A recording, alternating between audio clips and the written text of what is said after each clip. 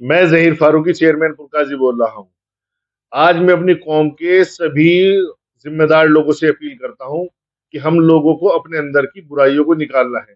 अब वो वक़्त आ गया है, वो दौर आ गया है कि हमें अपनी बुराइयों पे मेहनत करनी है, बुराइयाँ हमें अपने अंदर से निकालनी है। उन्हीं बुराइयों में से एक बुराई पे आपकी सबका ध्यान दिलाना चाहता हूँ।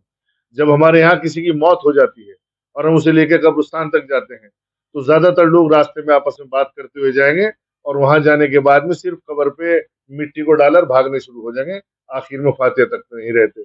और उससे भी बुरी बात जो है, वो ये भी है कि वहाँ पे खड़े होके जब खाना खाने का ऐलान करते हैं कि कोई भी मेहमान बिना खाना खाए ना जाए, इस ऐलान को करना बंद कर दो। ऐलान करो कि हम इसके वारिस हैं, हम इसके रिश्तेदार हैं, अगर इस पे किसी का कोई कर्ज़ा चाहता हो हम देंगे।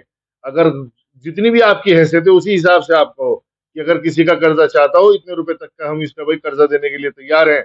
तो उस पे से मरने वाले पे से कर्जा उतर जाएगा, क्योंकि वो अब दुनिया में आके अपना कर्जा नहीं उतार सकता। जिसका ले रखा था उसे आगे वापस दे नहीं सकता।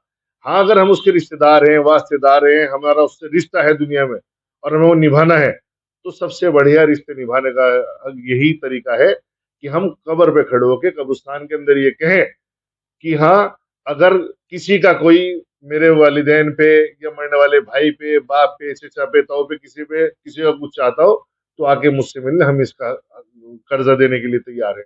तो हम लोगों को ये बुराई अपने अंदर से निकालनी पड़ेगी, ये ऐलान करने बंद करने पड़ेंगे कि बिना खाना खाए कोई मेहमान नहीं रहेगा। इन बातों से हमें थोड़ा ऊपर उठना पड़ेगा। ज़िंदगी वो जीनी है जिसका हमें दुनिया में भी फ़ायदा हो और आखिरत में भी फ़ायदा हो। ये दिखावे की ज़िंदगी हमें ख़त्म करनी पड़ेगी अब।